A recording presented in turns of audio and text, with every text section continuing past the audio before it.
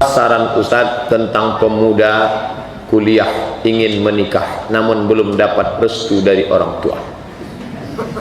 Tanam pinang rapat-rapat agar puyuh tak dapat lari. Sudah kupinang tak dapat ku pujuk-pujuk ku bawa lari. Tak boleh. Itu jahiliyah. Tak boleh. Orang tuanya kebetulan mampu. Orang tua perempuan itu pun mampu. Makanya di Mesir dulu banyak kawan-kawan saya itu menikah sambil kuliah, menikah. Pulang dia, anaknya besar, dia pun juga berhasil. Tapi saya enggak. Saya setelah pulang baru menikah. Jadi kalau orang tua mampu, menikahlah. Tapi kalau daripada kami berzina, ya biar aja kalian berzina, kata ya. Tapi kalau orang tuanya mampu, dinikahkannya. Kalau tak mampu, ya banyak-banyaklah kalian puasa sunat. Man istata'a minkumul ba'a. Kalau kalian sanggup menikah, falyatazawwaj, menikahlah. Faman lam yastati', kalau tak sanggup, fa alaihi bisawm, puasalah. Fa innahu lahu wija'. Puasa itu sebagai obat. Puasa Nabi Daud banyak bisa menabung.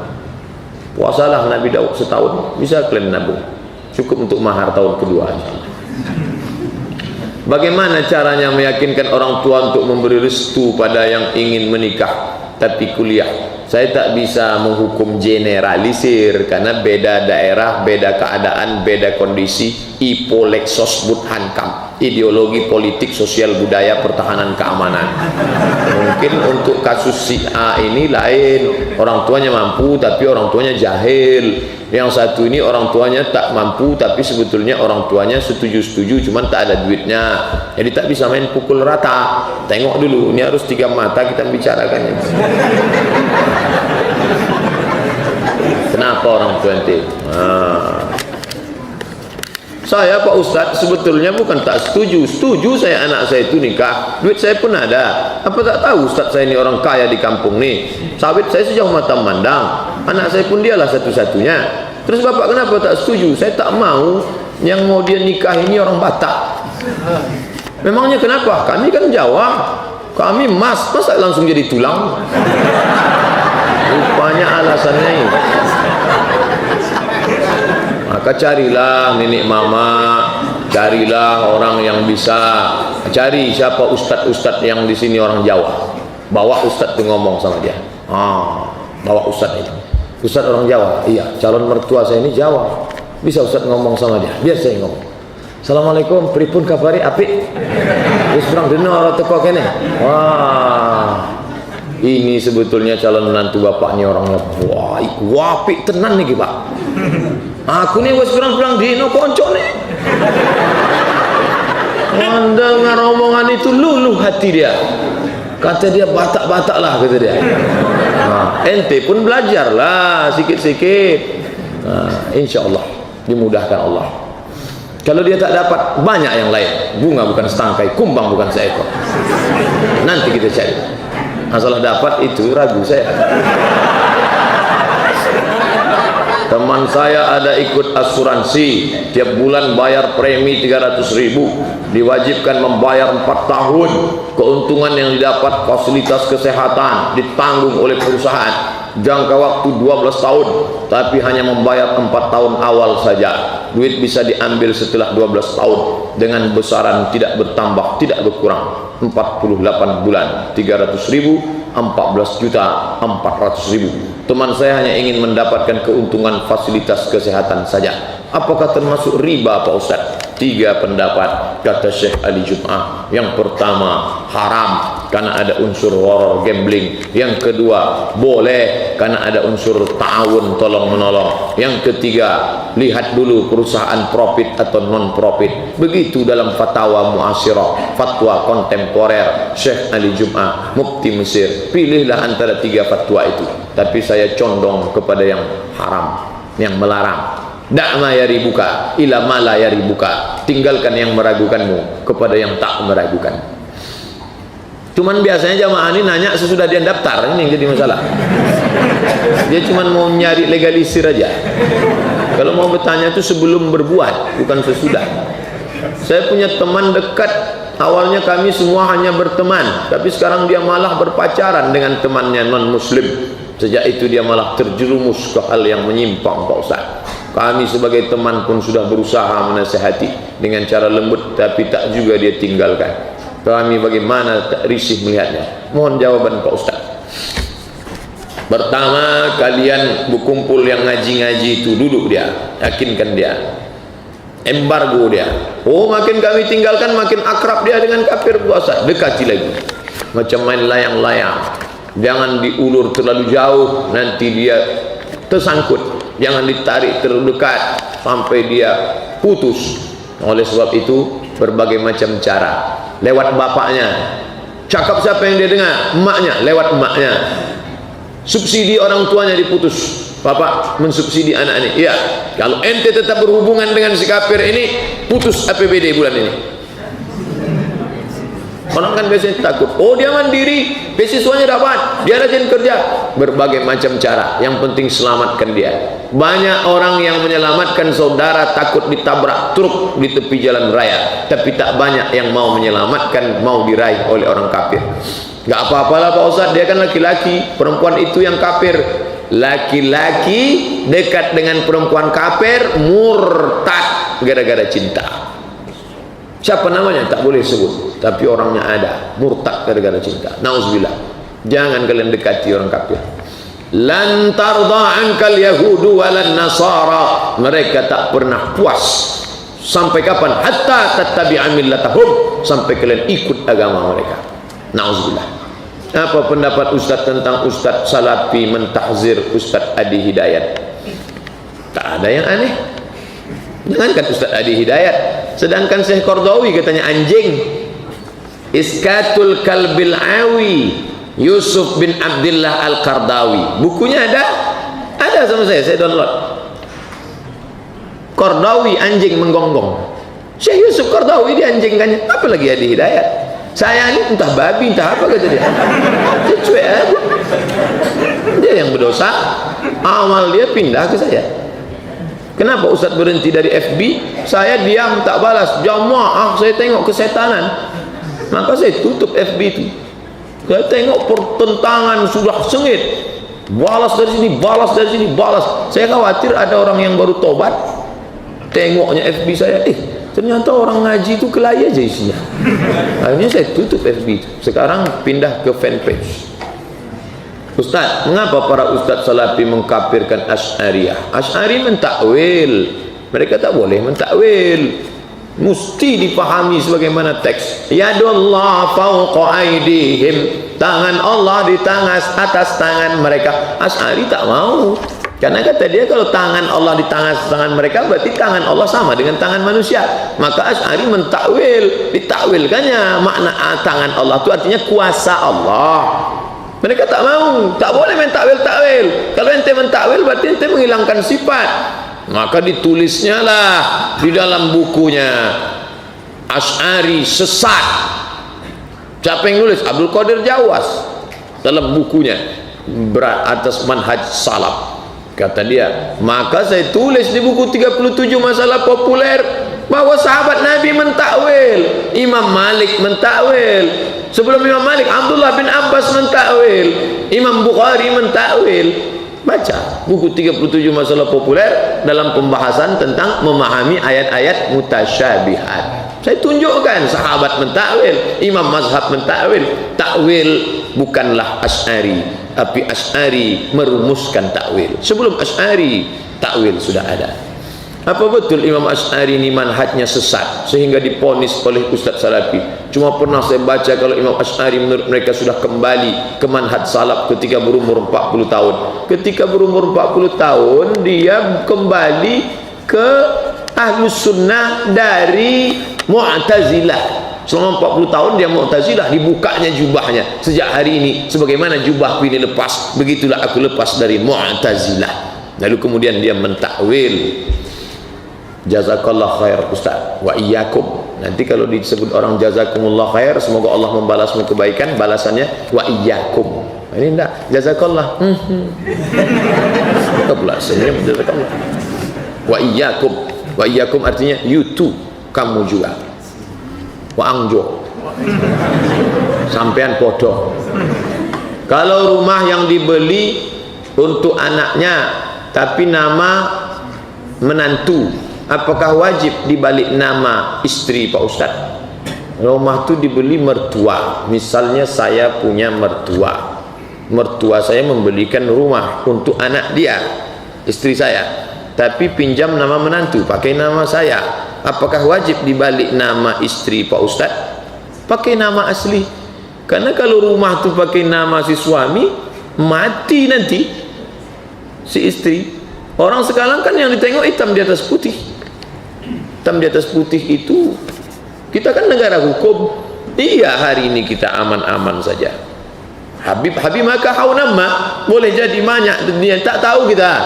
Oleh sebab itu maka dalam Islam surat menyurat. Zaman Nabi tak ada orang pandai menulis. Kutabul wahyi yang menulis wahyu 40 orang, tapi ayat paling panjang tentang tulis menulis Al-Baqarah 282. Idza tadayantum bidainin, kalau kalian transaksi utang piutang ila ajalin musamma, sampai batas waktu tertentu faktubuh, tulis. Nah, maka jangan lagi pakai pinjam nama. Ini ada orang kaya di Pekanbaru, Ustaz, saya tahu betul itu bapak tuh semua hartanya atas nama bininya. Satu-satunya yang atas nama dia Vespa buruknya tahun 70 itu. Itu kalau mati dia bahaya. Itu kalau bapak itu meninggal, dibawa ke pengadilan, Vespa itulah dibelah dua. Harta dia semua atas nama istri. Iya, waktu dia hidup istri itu baik. Setelah dia meninggal, stres dia, koslet, urat otaknya, tengoknya berondong, habis. Bukan saya suuzon, dah waspada. Kadar baik, kadar buruk itu datang dari Allah. Apakah pejabat yang korupsi itu telah ditentukan oleh Allah kadar buruknya? Menjadi Cina itu bukan pilihan, itu takdir dari Allah. Menjadi Batak, masuk ke dalam perut orang Tapanuli Utara, itu bukan pilihan. Malaikat tak pernah datang bawa kertas multiple choice. Ente mau jadi apa? Papua. Tak pernah. Maka menjadi orang Papua itu takdir, tapi menjadi seorang Muslim pilihan. Wa nafsi wa ma sawaha, demi jiwa dan penciptaannya, fa alhamaha fujuraha, ada jalan fujur, jalan jahat, jalan jelek, jalan hitam, wa taqwaha, jalan baik. Saya diberikan dua pilihan, ini bir bintang, ini Zam-Zam, maka saya sedang berada di tengah. Pilihlah. Allah kasih telinga, inna sam'a, pakai telinga, wal basar, pakai mata, wal fuad, otak, hati dan pikiran. Apa kata telinga? Mendengar ustaz ceramah, innamal khamru wal maisir, haram, fajtanibu. Apa kata mata? Nonton di TV, berapa banyak orang yang mabuk, ketabrakan, mati segala macam. Hati berpikir, hati merenung, otak berpikir, haram. Maka dengan penuh keyakinan saya pun minum air Zam-Zam. Allahumma inni as'aluka ilman nafi'an wa rizqan wasi'an wa shifaan min kulli da'in wa saqamin bi rahmatika ya arhamar rahimin. Saya dapat pahala karena saya sudah berjuang memilih yang hak, meninggalkan yang batil. Tak bisa dengan penuh kesadaran saya masa bodoh, tak pakai telinga, tak pakai mata, tak pakai akal, lalu saya minum kamput. Ma'uzubillah. Setelah mabuk ditangkap. Kenapa ente mabuk? Tuhan sudah mentakdirkan aku untuk mabuk. Bisa. Allah sudah larang. Innamal khamru wal maisir wal ansab wal azlam rijsun min amali syaitan fajtanibu. Makanya zaman Umar bin Khattab ditangkap itu. Ketika ditangkap pas mau dicambuk, jangan cambuk aku karena Tuhan mentakdirkan aku harus mabuk siang ini. Kata Umar, tambah lagi. Kenapa ditambah? Bonus. Karena dia bicara takdir tanpa ilmu. Ada namanya al-kasbu, ada namanya ikhtiar. Allah berikan kita usaha dan ikhtiar, maka kita memilih. Hidup adalah pilihan. dan setiap pilih ada resiko yang akan diterima. Dengan penuh kesadaran mengambil uang umat. Ustadz sudah ceramah, ini APBD penduduk Riau 6,5 juta, kita akan makan uang haram, nanti di akhirat kita akan kembalikan itu. Kita cari semua 12 kabupaten kota Riau, cari semua ketika di padang mahsyar. Bolak-balik Ustadz menyampaikannya, masa bodoh. Makanya ada satu neraka khusus, namanya neraka sa'ir, tempat orang yang tak pernah memakai otaknya. Lau kunna nasma'u, andai dulu kami mau mendengar, au naqilu, mau kami berpikir, ma kunna fi ashabis sa'ir, pasti kami tak masuk neraka sa'ir. Pakai afala taqilun, afala tatafakkarun. Istri sudah dijaga, sudah dikasih makan, sudah diperiksakan ke dokter, ternyata lahir anak cacat. Na'udzubillah. Takdir, terima takdir, jangan salahkan. Ini salah kamu nih, gara-gara jogging-jogging kemarin. Salah kamu nih, gara-gara ngejek-ngejek orang susah. Qaddarallah. Kalau kunci pintu masuk setan adalah kalau. Sekali kalau, gunting, potong. Ada kalau, cabut, masuk ke dalam kotak, kuncinya campakkan ke Sungai Siak. Takdir. Nah, jadi jangan masalah beriman kepada takdir ini, hati-hati. Silap-silap orang menjadi jabariyah. Dia kata dia macam wayang. Aku adalah wayang yang dipermainkan oleh dalang. Kok kenapa tak ke masjid? Tuhan sudah mentakdirkan aku untuk tak sholat siang ini.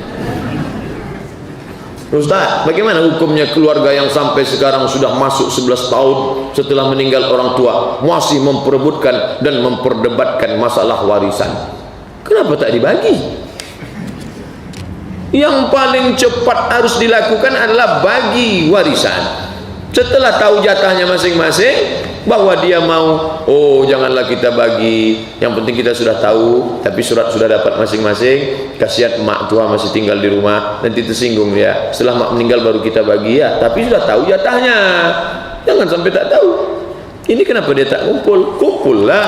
Begitu seminggu, 2 bulan, sebulan, kumpul semua. Ahli waris kumpul semua, bicarakan sampai tuntas. Kalau takut berkelahi, panggil ustaz Dr. Mawardi Muhammad Saleh, dudukkan situ. Bagaimana solusi terbaik dari masalah ini? Dudukkan anak pertama, anak kedua, anak ketiga, anak keempat, duduk, laki-laki, perempuan, duduk bersama. Mau dibawa kemana hubungan kita? Ini harta kita ini. Inventarisir, pakai whiteboard. Di mana kebun sawit berapa hektar? 10. Ruko, bagi semua. Total harga berapa? Bagi. Lizzakari mislu hazzil unsayain. Anak laki-laki dapat 2 kali bagian anak perempuan. Emak masih ada? Ada. Berapa dapat emak? Walakum nisfu ma taraka azwajukum. Kalau istri meninggal, suami dapat 1/4 kalau tak ada anak. Kalau ada anak, suami dapat 1/2 kalau tak ada anak. Kalau ada anak, suami dapat 1/4. Istri dapat berapa? Istri dapat 1/4 kalau tak ada anak. Kalau ada anak, istri dapat 1/8. Bagilah semua. Setelah selesai tuntas, bagi. Ini kenapa disimpan? Menyimpan api dalam sekam, menyimpan bom waktu yang akan meledak, dan keluarga akan terus tua dan meninggal. Meninggal satu, makin berkecamuk, ribet, menarik benang kusut, makin ditarik makin kusut.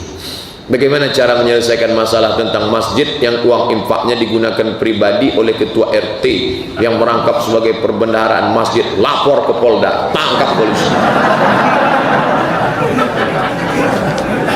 Indonesia negara hukum, tak ada tawar menawar. Lapor Polda, tangkap. Malu kita Pak Ustaz? Apa malu-malu? Tangkap. Tak ada tawar menawar. Pak Ustaz, bagaimana hukum memukuli pencuri hingga babak belur bahkan sampai meninggal? Ingat, la ta'tadu, jangan melampau batas. Innallaha la yuhibbul mu'tadin. Allah tak suka pada orang yang melampau batas. Waqtuluhum, bunuhlah mereka. Haitsu saqiftumuhum, sebagaimana mereka membunuh kamu, bunuhlah mereka. Tapi itu atas pimpinan ulil amri.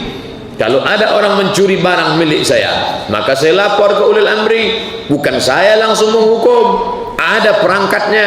Maka saya tak boleh melampau batas. Ittaquz zulma, takutlah perbuatan zalim. Inna zulma zulumatun yaumal qiyamah. Kezaliman akan menjadi kegelapan pada hari kiamat. Ada pula tulisan I love UAS. Kalau laki-laki boleh dibalas. Balasannya kalau ada orang mengatakan inni uhibbuka fillah, aku cinta kepadamu karena Allah, sesama laki-laki, jawabannya ahabbakallahu fima ahbabtani, semoga Allah mencintaimu sebagaimana cintamu karena iman. Tapi kalau perempuan, na'udzubillah. Tolong bacakan, jelaskan doa tentang terhindar dari fitnah Dajjal sebelum salam. Fil alamina innaka hamidum majid. Cukup. Tapi yang paling bagus tambah, Allahumma inni a'udzubika min azabi jahannam, Allahumma ighfir li ma qaddamtu wa ma akhartu wa ma asraftu wa ma a'lantu wa ma asraftu wa ma anta a'lamu bihi minni, antal muqaddimu wa antal muakhiru, la ilaha illa anta subhanaka inni kuntu minaz zalimin. Sebelum salam tambah 4, Allahumma inni a'udzubika min azabi jahannam wa min azabil qabri wa min fitnatil mahya wal mamat wa min syarri fitnatil masiihid dajjal. Jauhkan aku dari Dajjal. Dajjal itu apa Pak Ustaz? Al-Masih Dajjal. Kenapa ada masih di pangkalnya? Karena dia mirip macam Al-Masih. Berarti dia bukan raksasa, bukan nenek gergasi. Jangan bayangkan dia macam Hulk, celananya robek-robek. Tidak, dia manusia macam Isa. Nabi melihat rambutnya basah macam Nabi Isa. Tapi dia Dajjal. Baik kata dia, buruk. Buruk kata dia baik. Tapi banyak orang tertipu. Bagaimana supaya kita tak tertipu? Lakukan 3. Hafal 10 ayat di pangkal Al-Kahfi. Baca Al-Kahfi malam Jumat. Sebelum salam baca 4. Nanti andai dia datang, Allah jaga kita sehingga kita bisa terpelihara. Jangankan Dajjal yang asli, cucu Dajjal sekarang datang banyak yang terpukau. Ahok itu cucu Dajjal. Banyak orang terpukau. Tuh.